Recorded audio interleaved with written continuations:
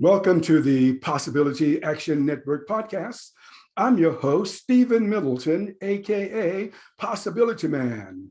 We are committed to bringing you guests who strive to better people's lives and serve as a force for good in the world.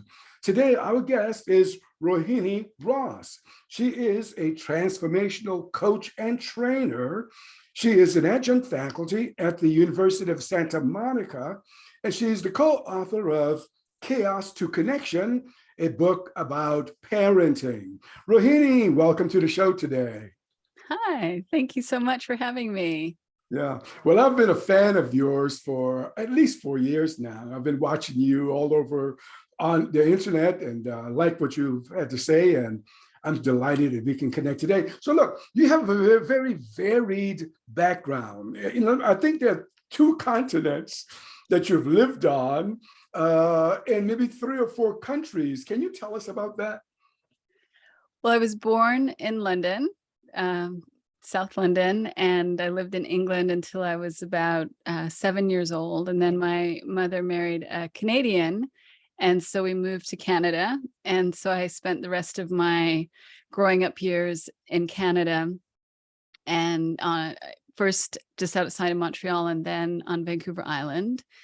And then I decided when I finished high school that I wanted to go and study in France. And at that point in time, it was fairly easy to be able to go and enroll in a French university. So that was my intention.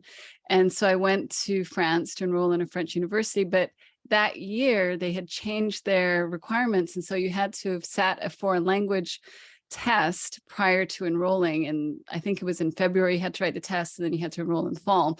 So I hadn't taken that test. So I wasn't able to enroll in university. So I went to a French high school, and I explained that I wanted to study there for a year. And I asked if they would accept me into their program.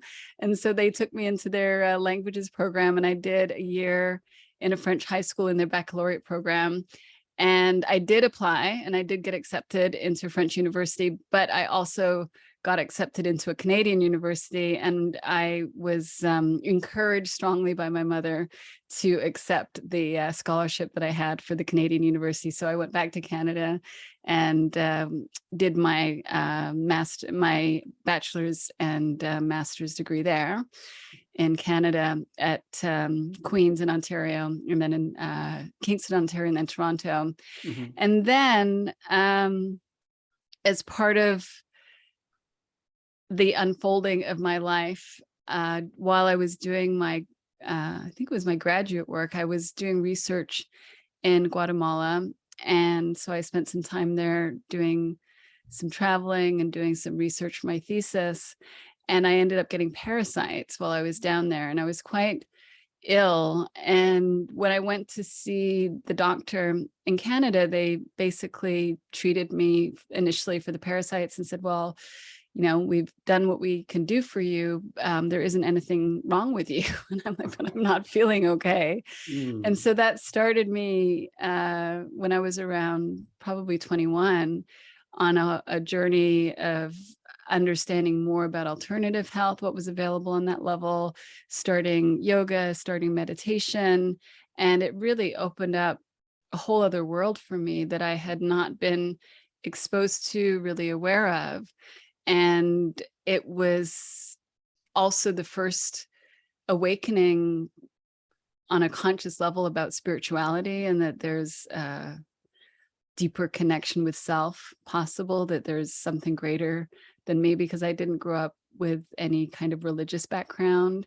And so it opened up an amazing vista as part of that journey. And it also had me come up against some pretty painful psychological experiences during that time. And I suffered from depression during my 3rd year at college. And I guess you could say I had a nervous breakdown. I don't really know. I kind of fell apart, felt suicidal. I was in a car accident with my boyfriend at the time. And I did think I was going to die, even though neither one of us was seriously injured in the accident. It was one of those moments where I thought, oh, this is the end of my life, because the car rolled a few times off of the highway. We're going, fairly good speed, and it just went off the road when it hit some black ice. And for whatever reason, that incident just sent me on a tailspin where I just couldn't get traction. And I had, throughout my life, been able to pull myself up by the bootstraps. I'd been able to muscle through. I hadn't experienced anything like that before. And so it was very disconcerting. It was shocking on one level that I felt, I took it very personally. I felt very unworthy. And I think that also this was before I went to Guatemala, but it also sort of started things unraveling, which felt not good, but actually looking back, I can see was really part of the healing journey. Sometimes falling apart is part of the healing journey.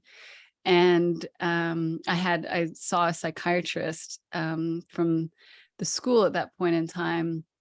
And really the best thing that he tried all these medications with me. None of them really worked. I think it was either it was before SSRIs or he didn't prescribe SSRIs. He was very ancient, but whatever he gave me didn't have any impact on my mood.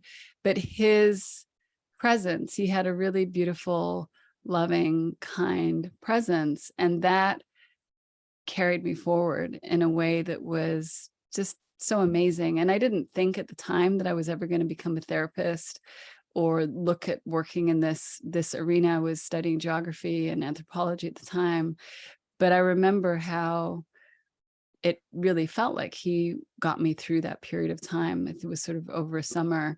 And then I went and did a year abroad, and I was doing it in Glasgow. I think this is all part of me bumping all over the world, but I did a year abroad and studied geography at Glasgow University. And I had run out of this medication that he had given me, and I went to see a Scottish doctor, and he took one look at me. He looked at the package. He threw the package in the bin and said, "You don't need this." That was that. And I don't remember what else he said, but he wasn't having any of it. And so that kind of, and I don't think that they were being beneficial. I certainly don't recommend that anybody else do that, but he was pretty full of himself. And so that's, I think, was an opening. And then I think having some time away, being in a different experience, having pressure taken off, because when you're on a year abroad, it was just credits. There's no having to get your A's. So I think that took pressure off of myself, because I was very much wanting to be a high performer, wanting to get those A's. So that gave me some breathing room. And then I was able to come back and focus on the classes that I really wanted to do and like to finish up my degree there.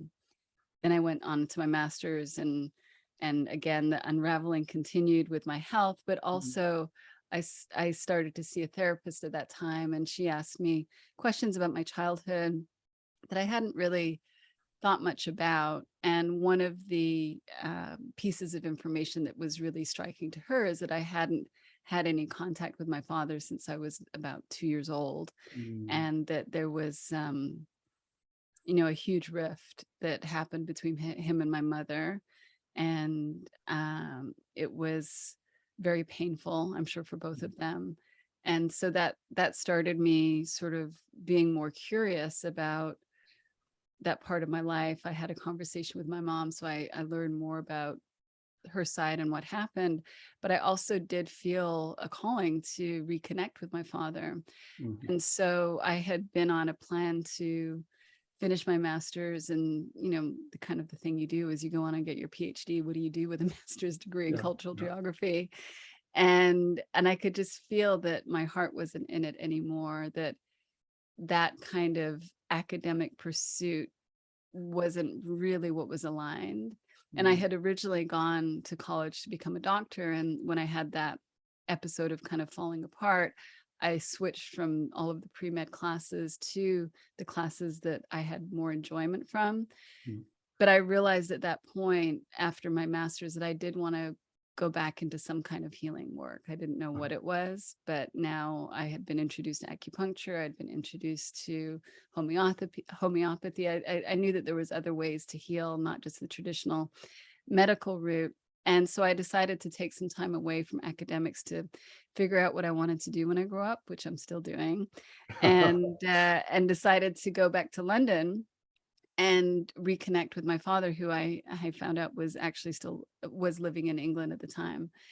And so that's what had me go back from Canada to England. And a complete aside is that I made this decision, I think it would have been probably in the fall, like a year before I left for there. And in that spring, in February, I happened to meet Angus, who's my husband now, and he just happened to be visiting Toronto, Canada. I just happened to get free haircuts at my hairdresser because I was a starving student. He was the photographer shooting models for Vidal Sassoon, and I was invited to come in. That's how I met him. And, you know, as they say, the rest is history. So I happened to meet him and was already moving to London anyway. He didn't know any of that. And so that was perfect timing in the bigger picture of things, because we have been together ever since then. Wow. Wow. Yeah. Okay. So, whoa, that's a lot for us to unpack here. So let me ask you this. Now, I appreciate your transparency in talking about your experience. I'm just kind of curious, at what point did you feel that, free to share your experiences with anxiety, depression? Because as you probably are aware, I mean, a lot of people want to keep that thing private and secret. At what point were you able to open up? I mean, I think that I've been pretty open on a personal level in terms of the people in my life from the beginning, in a sense. Like I couldn't really keep it to myself that I was struggling. I didn't do that. And in terms of more publicly, I think when I started writing my blog posts, which I don't know how long ago that is now, but that was quite a while ago. That was probably when I started sharing more publicly about my life experience. And so things like that would come up in my writing, and in sharing in the work that I do when I'm doing webinars or teaching, training, sharing. I feel like my experience is all I've got, in a sense. Like, what else do I have? And so when it's relevant, like now, when you ask me a question about why have you lived in all these different places, what's going on there, like it comes forward. It just makes sense to share. So if it feels relevant, then obviously I want to be of service, and I'll go there. I see. Okay. And so do you think your experiences prompted you to pursue marriage and family therapy as a vocation? Yes, I think that how that unfolded, as I was saying, is like I knew that I wanted to be more in the capacity of working with people in a healing capacity. I didn't quite know what that would be. And so I just took some time to reflect on that, see what life showed me. And so it was quite a few years before I really decided what my next steps were. And when Angus and we were living together in England, we got married. And then I had the opportunity to come to America and to come to Los Angeles. And in England, I had been continuing my practice of yoga and meditation that I had started in Canada. And there was a teacher that came and would come quite frequently to London, and we would see him when he was there. His name was Guru Singh. And when I got the opportunity to come and spend time in Los Angeles, Guru Singh lived in Los Angeles. And so I called him up and I said, I've got this opportunity to come to LA. I don't know anything about LA, but I'd love to spend more time studying with you, learning from you. And he said, well, we actually have an apartment that's opened up in our complex. If you want to come, you can rent that place. And I'm like, oh, okay. So I was only supposed to come for a few months. I said to Angus, why don't you come with me? It sounds like it would be fun, nice and sunny, and we can enjoy our time there. And then we both ended up working here. I was modeling at the time. He was a photographer at the time. And we both ended up getting jobs that kept us here. And I fell in love with the sun. I fell in love with the lifestyle. And so that's why Angus didn't fall in love with it right away, but he humored me, I guess. Mhm. And so through all of that time, I came across the school called the University of Santa Monica that specialized in spiritual psychology. And as soon as I heard about their program, I knew, oh, that's what I want to do next. I see. Because it could get me a master's degree that would allow me to sit for licensure as a therapist. And I thought, well, that's how I can support people. And it was important for me that it was coming from a grounding in spiritual understanding. And I hadn't seen that before in any and there are other programs now. I don't know if there were then, but that was the first one that I came across, and it really spoke to my heart. And so that's what had me go on to becoming a licensed marriage family therapist. And I do think that my struggles with anxiety and depression informed me in terms of wanting to be of support to others, and also wanting to continue to learn and develop myself. Was one of the things that I love about the work that I do is that there's a looking in the direction of continued expansion, learning and growth that I find meaningful, and don't want that to ever stop in my life. Okay. Now, we want to get into your work in a moment, but you mentioned a couple of things that I don't want to overlook. Spiritual psychology, I'll come to that next. But you mentioned your work as a model. So, so how was that for you, working as a model? It was interesting. It was conflicted because I had just finished my master's degree in cultural geography, and the topic of my thesis was the ethnocentric chorale, feminism, postmodernism, and cultural geography. So I didn't go to London to become a model. I went because I had a job working at a Guatemalan textile museum. And so that was what I had set up before I had even met Angus. And so I was going there to meet my father. I had a job to help pay my way, and happened to meet Angus along the way. But when I got to working at the textile museum, the fabric is preserved in chemicals, and I'm very sensitive to chemicals and smells and things like that. And I was allergic. I mean, I don't know if I was allergic. I was sensitive. It would give me headaches. I didn't feel good. And I'm like, I can't do this. This is making me sick. This is not the job for me. I can't touch these textiles all day long and be in close proximity to all of these chemicals. And so I said to Angus, I said, I don't know what I can do. I can't do this. And I don't know what else to do. And because he was a photographer at the time, he said, well, why don't I just introduce you to an agency, a modeling agency that I know, and that maybe that's something that you can do to tide you over while you're figuring things out. And I said it was conflicted because I had a lot of concerns about the messaging and how women are portrayed and all of that. But there was just a very common sense, practical need to find a way to pay the bills and take care of myself. And so I thought, okay, let's just do this and while I figure things out. And so it was, and I was not, like most models start when they're very young. I think I was 24 at the time, which is not old, but for modeling is actually quite old. And so I wasn't expecting much, but you know, how things turned out, I actually was quite successful and got work right away, which is very unusual. Angus thought he was never going to see me again because I was flown to Milan pretty much right away and worked there for a few months with Giorgio Armani. So I just trusted that the momentum of the universe was showing me the direction to go in, and I followed it, and it did take care of me well. And so I'm grateful for that. And it gave me a lot of freedom. It also was good for me on a personal level because I had worked hard.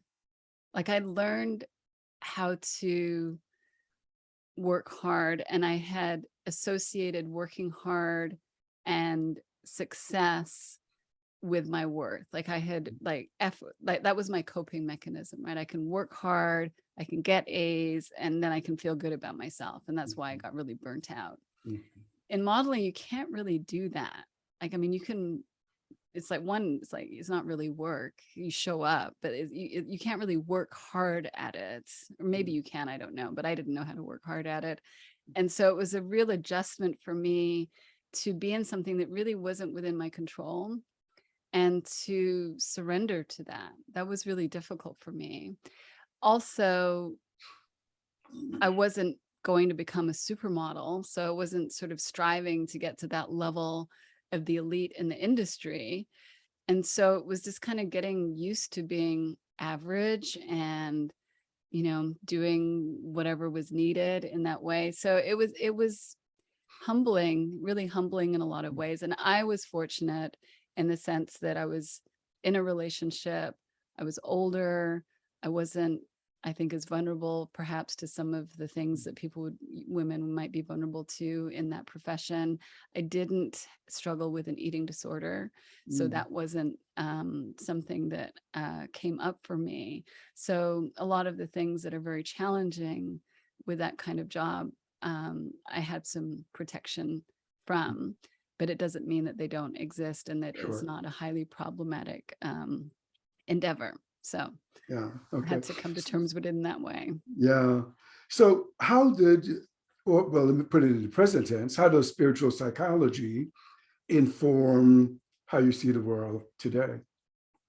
If it does at all. Yeah, absolutely. So, I mean, I think part of the question, it's helpful to sort of say, well, what is spiritual psychology? And Yeah. I don't even know if I'm qualified to answer that question, but for me, it's recognizing that we aren't just psychological beings, that they're, and this is how I see it, I see that we are expressions of a spiritual source, and we each get to have our unique human experience as an expression of that source. And so if we're looking at spiritual psychology, it would take that into account. It would not just look at the behavioral, physiological elements of who we are as humans. It takes into account the source of who we all are and the intelligence behind that. And so for me, that, because of all of the meditation and yoga that I had been doing, that felt very aligned, and I had experienced a lot of healing related to those activities. And it gave me more of a framework for understanding how to put all of that together in a sense in my own mind. And after doing that degree and after becoming licensed and working with people, after that, I came across an understanding called the three principles that was shared originally by someone called Sydney Banks. And for me, that was what was the final piece that simplified things and really helped me see how I could point people back to their true nature so that they could receive the healing and the wisdom that's available from within themselves.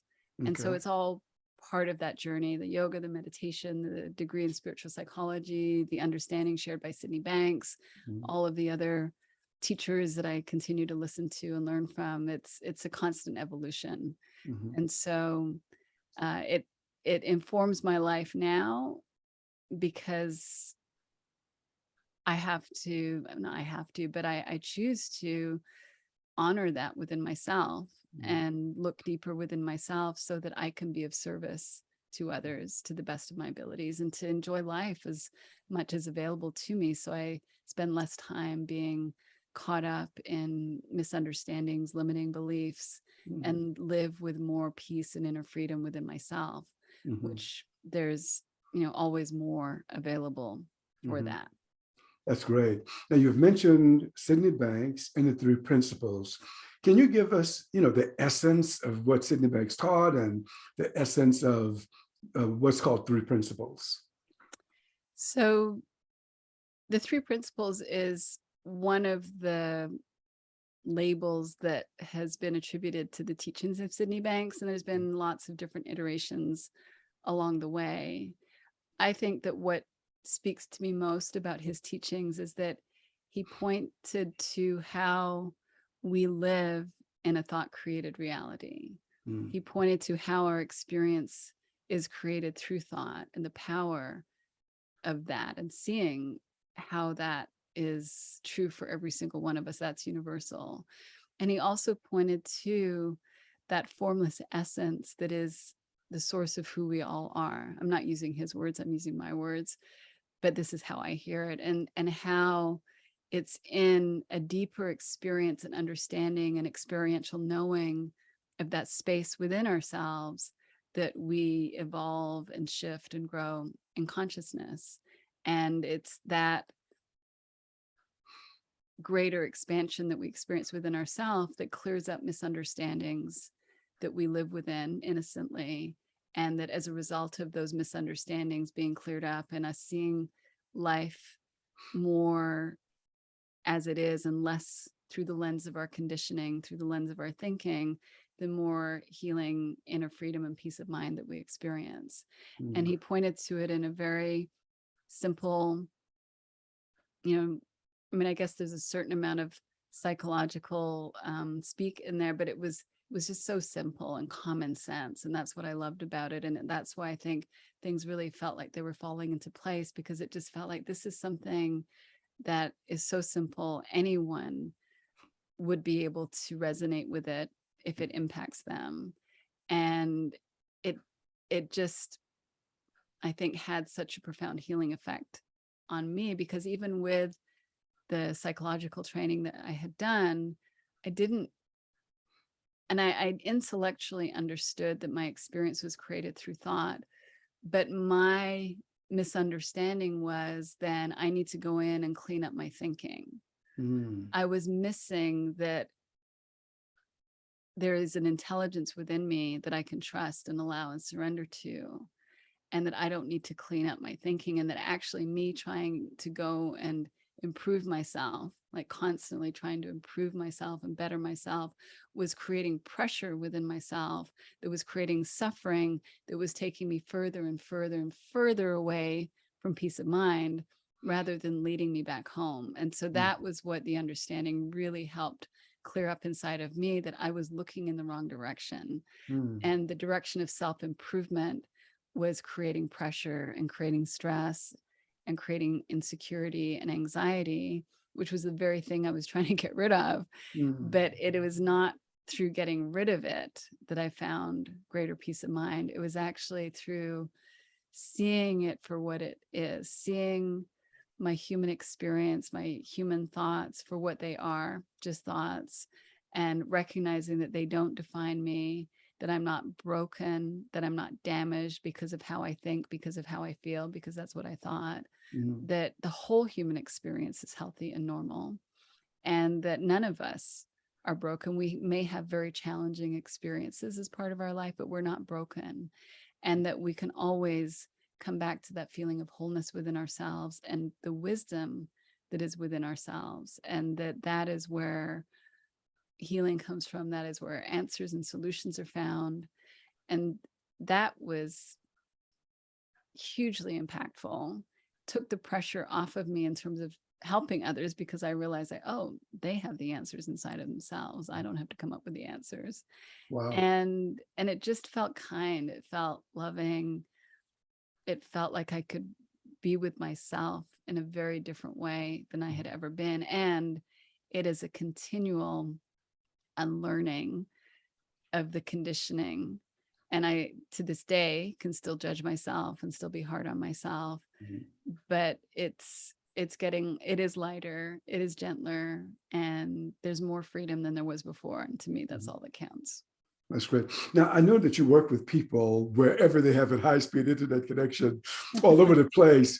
But I want to ask you, and I want to get into your work, but before that, I went to your website, and there were a couple of things that were there that I want you to expand upon if you care to. There's a quote, and this caught me when I saw it. I stopped, I read it a few times. It says that when you work with people, I'm paraphrasing, but here's the quote: opening your eyes to possibilities, and of course, I love that word, and taking the lid off of your potential.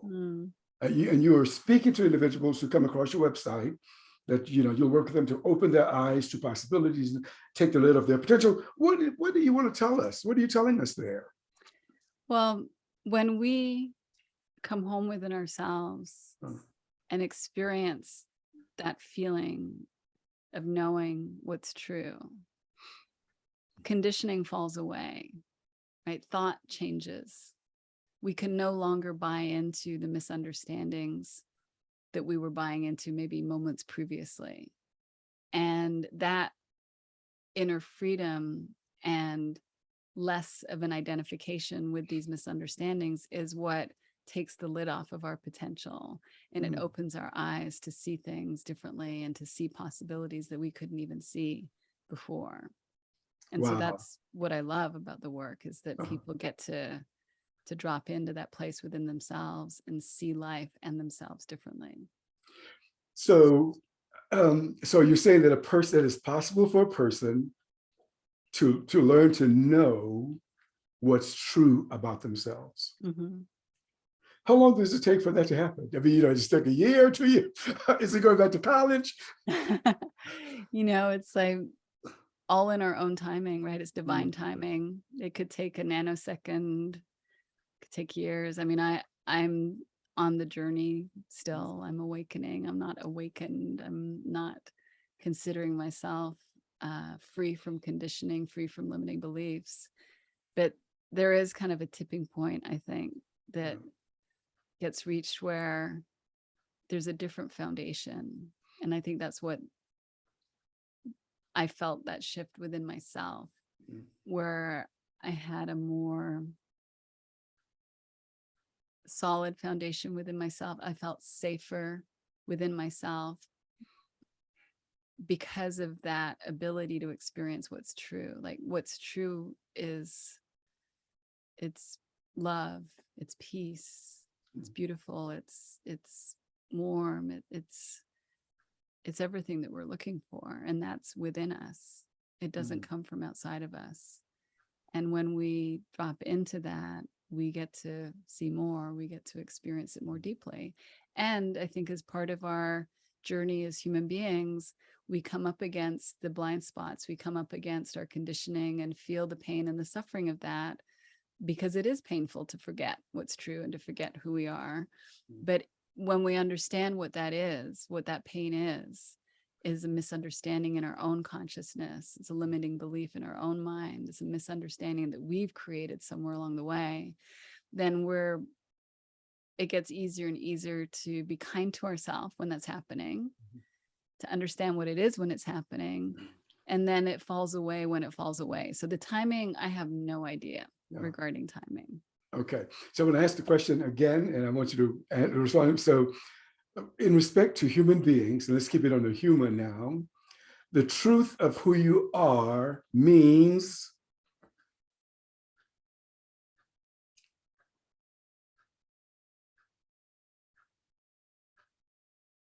it's that space where we feel truth. We each know what that is, that feeling within ourselves, that feeling of peace, of well-being, of love. Like, these are the qualities that I associate with that experience of what's true and what's real. But we have to use our own words, and we have to know it in our own way. But we can each drop into that space of what's real and what's unchanging about who we are, and know it deeper, because it's infinite. I love it. I love it. Okay. Also at your website, and you were explaining what educate means, and you used it. Let me quote you, as opposed to try to paraphrase. It says, educare, and I may be mispronouncing it, meaning to draw out what is already there. What are you telling us about that with that quote? That we all have the truth within us. We all have wisdom within us. And that, I think it might be pronounced educare. And it is about bringing out that wisdom that we all have within ourselves. Wow. Okay. Now, I want to look at your work. As I said, you've worked with people all over the place, and we'll get more deeply in that. But I want to take just one thing at a time. You offer individual coaching. So when you work with clients, how do you work with clients? You want to share with us what you do? Well, it's kind of evolved over the years, but currently how I work with one-on-one clients is that I usually work with them over a period of 6 months. And as part of that time together, we do an intensive where we spend 4 days together and really have that time to get away from the pressures of day-to-day life and let the nervous system settle, let the mind open, let the heart open, and really see what reveals itself during that time together. So it's conversational. There may be some things that we do, exercises like breath work, to help settle the nervous system, to help people get out of their intellect. It's very much a organic experience based on who's there. But that format is a format that I really enjoy because each session builds on the next session, and it is a really conducive environment to supporting insight arising.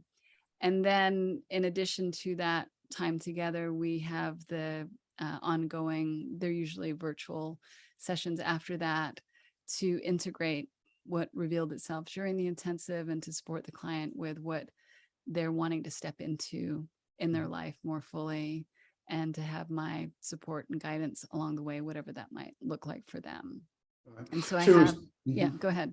No, I was just in respect to the individual, and I'm thinking about this because I was on LinkedIn this morning, and someone made a post, and she said, and she's a veteran of the U.S. Army, she said that she was depressed, she was suicidal, and she didn't think that there was any hope for her. I responded to her, but would you take a client who comes in and say to you, I'm really depressed, I feel hopeless, and would you take someone like that? I mean, it really depends on if they're called to do the work that I do.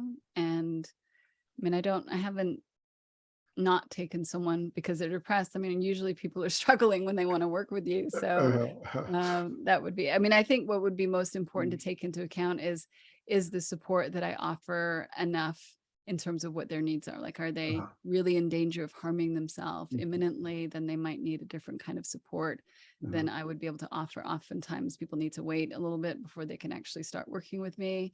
So, it'd be looking at those kind of logistical considerations. I see.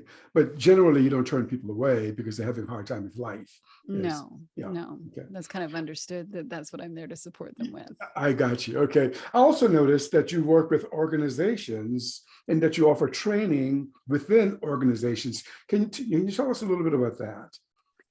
Yeah, I think that the organizational work is really, there isn't any difference in the intent behind the work. The form of the work can change. And again, with organizations, it will depend on what they're able to do for their people, what they're looking to achieve. But often it's a similar format where we might do a group. Angus and I usually do the organizational work together, but where we'll have a group, say 4-day offsite training with whoever has been chosen to participate as part of the leadership team usually. And then we look at how to integrate the insights from that experience into the day-to-day of their work. But it's very much focusing on the individual having the internal shift of understanding how experience is created, understanding that we have well-being within us and what gets in the way of us experiencing that. And it's through that personal insight and foundation that the ripple effect happens in life. And that will happen in personal life, that will happen in professional life. We can't stop that. It's just going to happen. And so we look at how to create a culture and an environment within the organization that supports and respects what allows for there to be health within the teams. Yeah. And it's often counter to a lot of the pressures and, there's often, back-to-back meeting culture where people don't get any breaks. Mm. There's often, you know, inundation with emails, and people's minds are just so busy, and there's so little respect given to having a quiet mind, being able to listen deeper to intuition. I mean, I don't know. There's a famous study done, I can't remember when or where, you might have heard it, where they interviewed executives and they asked them when they got their best ideas. And they were when they were on vacation, when they were in the shower, never at work. None of them are having their great ideas when they're working. And that's not because you can't have them at work, but if you don't have the spaciousness to tap into that knowing within yourself when you're working, you're going to be running from adrenaline, you're going to be running from conditioning. So it's really about helping leaders see the difference that can be made when they really embrace what's important for the human potential and see how they can create a culture within their organization to nurture that within all of the people within the organization. Okay, so this work could foster teams functioning more efficiently Yes. within an organization. Okay. Yeah. And I also noticed that you offer, if I may, practitioner training. Can you Yeah. tell us what that means? So, there's a couple of things. I think you're looking, I think, at the RohiniRoss.com website, and Yes. there's also the Rewilders website that Oh. is sort of more of the current work. So I have an apprenticeship, which is a 1-year apprenticeship for practitioners, and that's a one-on-one apprenticeship where people will do their own personal work and also look at how they want to step into their professional work more fully. Mm. What are their what's their growing edge in that capacity? Do they want to sort of start a new part of their career? Mhm. And it's a similar format to the one-on-one intensives in that we take the time to have a 4-day intensive together to really set the foundation. We have the follow-up sessions, and then they can also have a second intensive where they bring a client to that intensive and we co-facilitate that together. And then the rest of the program is very organic and attuned to what that person is wanting to do, what they are looking to achieve in our time together. So we'll just sort of design it to suit their needs. I see. And as part of that, if we're offering it, as we have done in the past 3 years, we've done it. We also have, Angus and I have a group practitioner training called the Rewilders Guide Training. And so apprentices also get to participate in that group training, which is a 6-month program that's really a deep dive into the understanding of the principles through the lens of the Rewilders. And there's a lot of support available in that course to really help people get to the next level in terms of where they're at with their work. Yeah, I saw the word rewilders. That's interesting. So first of all, how did you and Angus come up with the word, if you did it together, rewilders, and what did you all want to convey? Well, rewilders, we're conveying in that we can all be rewilded back to our natural state. So the term rewilding is often used, or it is used, related to nature and how nature can be rewilded back to its natural state. And we came up with it because Angus showed me a documentary about how Yellowstone Park, how they reintroduced wolves into the park, and that helped to rewild the park back to its natural state. And so when he was telling me about it and we were talking about it, and we were actually working with someone at the time, looking at how we were wanting to work together, because this was something new for us at this point, working together. And as part of that conversation, we came up with the idea of rewilding. And I said, that's what we do with people. We help rewild them back to their natural state of love. I said, let's run with it. And so Angus, the 3 of us loved it, and it just kind of stuck. And I think the metaphor is wonderful. There's so many ways that it really mirrors nature, how we have this incredible intelligence within us that is available to us, that can remind us of who we are, remind us of what's true, and that we can always come back to that, no matter how barren we might feel, how caught up in our conditioning, that is available to us. Wow. And so the rewilding community, is that something that continues on, or is that a specific time period? Yeah.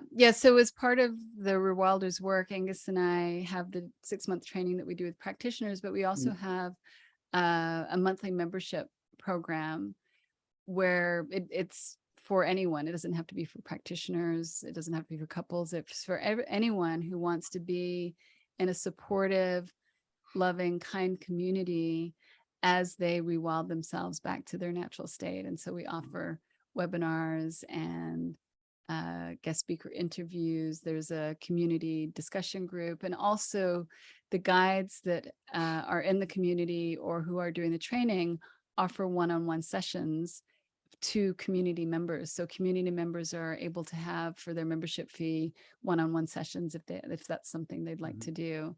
And so I think it's a really beautiful way to have this reciprocity of love and support showing up in the world. Yeah. That's great. So what are the prerequisites for joining the Rewilding community? Can anyone just get in? There's no prerequisites. Is that right? Whoa, I got to go back to your website. Yeah, there's no prerequisites, and it's a pay what you can program. There is a monthly fee that's a small fee, but we're open. We have scholarships and tuition support if that's needed. We really want that to be accessible to everyone. And the same with the practitioners training. It's a heavily subsidized training with scholarships, because we really want to make it accessible for people to participate. That's great. Now, I know that you and Angus work with couples and you offer relationship coaching. So if you don't, generally, if you can you share with us some of your success stories that a couple or, anyone may come in and they're like, oh, that's it. And then somehow they walk away saying, we'll give it another try. Any examples of success stories? One of the best examples, which is a public example, is the couple that we did an intensive with for our podcast, Rewilding Love. So the first 15 episodes of our podcast in the first season is excerpts from an intensive that we did with a couple. And it was a situation where divorce papers were ready to go. I don't think they'd been served, but they'd definitely been mentioned. And this was the last stop before that was the, where it was going to go. And so it was the last chance saloon, as Angus said. And so we worked with them. We did an intensive over the 4 days. We did the follow-up sessions, and they were really able to rekindle the love between the two of them. They were able to see their own conditioning and their own ways of showing up in the relationship that were painful. They were able to let go of the resentment and the hurt that had been building up.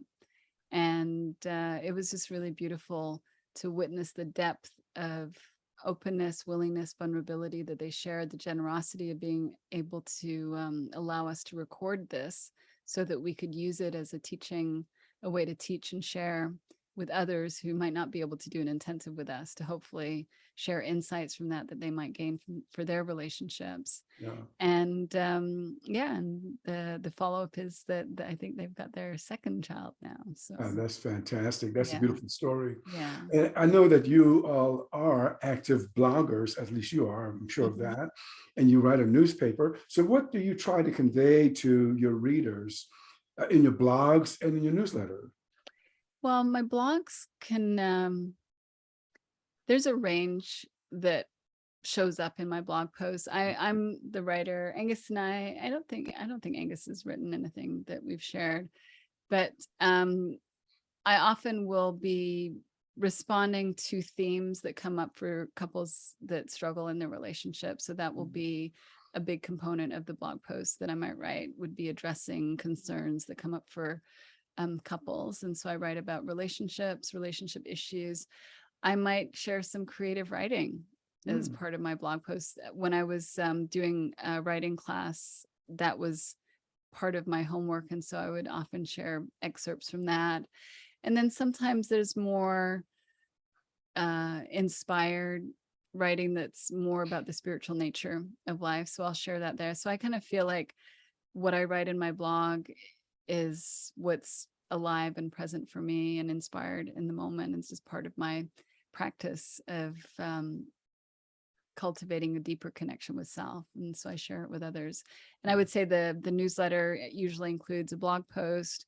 It may have some other piece of content that we've created, has updates about the community in it. So things like that. So it's more of just keeping people apprised as to what's going on in the work that Angus and I are doing. That's fantastic. So Rohini, as we conclude, is there anything else that I haven't asked you that you care to share with us?